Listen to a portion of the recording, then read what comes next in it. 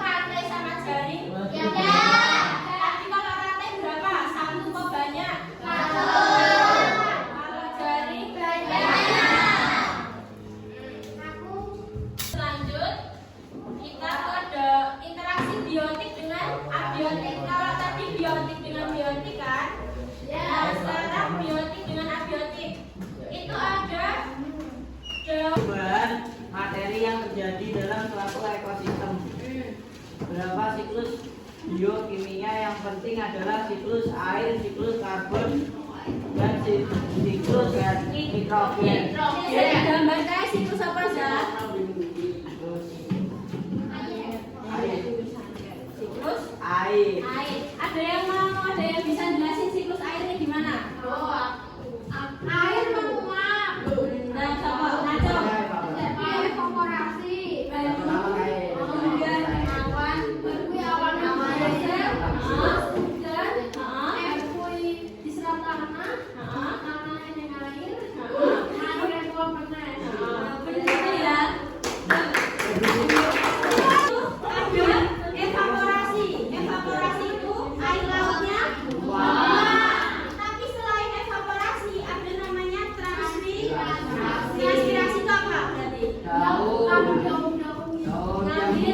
penguapan dari tumbuhan. Kalau yang evaporasi itu penguapan dari laut, kalau transpirasi dari tumbuhan. Dia menguap semua jadi awan. Namanya kondensasi. Jadi habis evaporasi, terus transpirasi jadi kondensasi. Habis jadi awan, dia mendung sesuai presipitasi. Nah, turunnya dari mendung ini jadi hujan namanya presipitasi. Dan terus airnya yang dibagi ke tanah. Tanah terus mengalir meneh sampai sungai, sampai laut, meneh terus kayak gitu. Bukan pendidikan atau netral. Simbiosis, mutualisme, parasitisme, komensalisme, interaksi lain, predasi, kompetisi. Makasih ya, Rin. Nah, gitu ya, Rin. Nah, mau jadi ada interaksi antar komponen ekosistem. Jadi dalam ekosistem itu dia enggak hidup sendiri. Mereka itu saling berinteraksi. Ada yang merugikan, ada yang menguntungkan, ada yang netral. Dia lihat. Yang pertama ini mutualisme. Mutualisme apa? Mutu, dia bermutu. Berarti dia podo-podo untung. Ngene ya. Yang kedua parasitisme. Parasit. Nah, parasit ini pasti merugikan. Nah, berarti yang parasit itu satu untung, satu merugi. Jadi nanti nih di ujian. Terus yang ketiga komensalisme. Gimana? Komensalisme itu yang satu dia untung, yang satu nih enggak, yang komensalisme itu yang satu enggak rugi, enggak untung, yang satu dia untung. Itu. Nah, itu pasti ada predator, ada pemangsanya, dan ada yang dimangsa. Nah, itu namanya predasi. Predatornya apa sih? Predator. Pemangsanya. Hewan ganas. Oh, predator itu berarti iso hewan ganas atau hewan yang memangsa ya? Iya. Mangsanya. Pokoknya ada predasi itu ada predator sama mangsa. Nah, siapa yang bisa ini dari gambar ini nyebutin mana yang mutualisme, mana yang parasitisme, mana yang predasi dan mana yang kompetisi. Yang itu siapa yang bisa?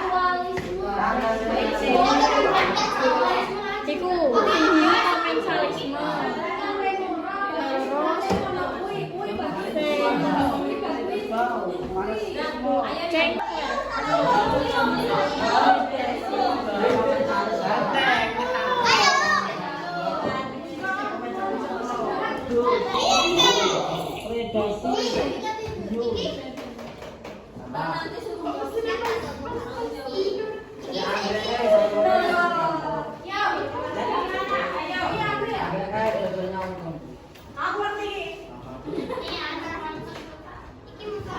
Balase asiatis peralihan, Weber, peralihan australis. Pokoknya nek dulu tengok kene ke kiri kanan iki balase lagi Weber. Nah, dari fauna asiatis ini banyak mamalia berukuran besar.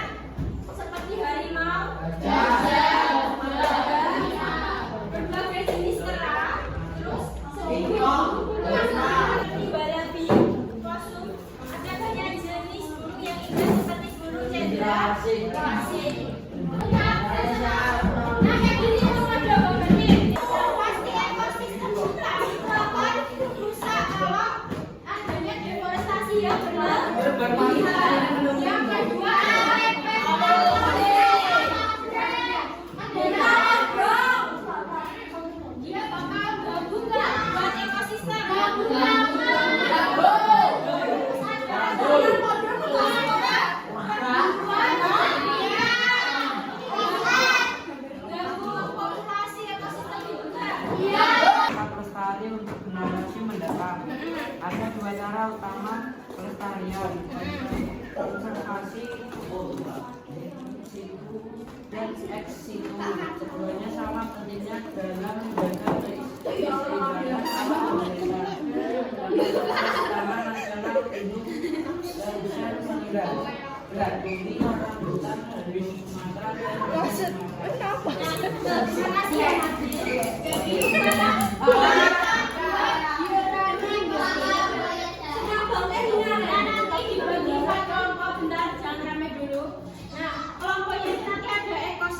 ekosistem sawah, ada ekosistem hutan, beda-beda ya nanti. Sawah, hutan, laut sama sungai.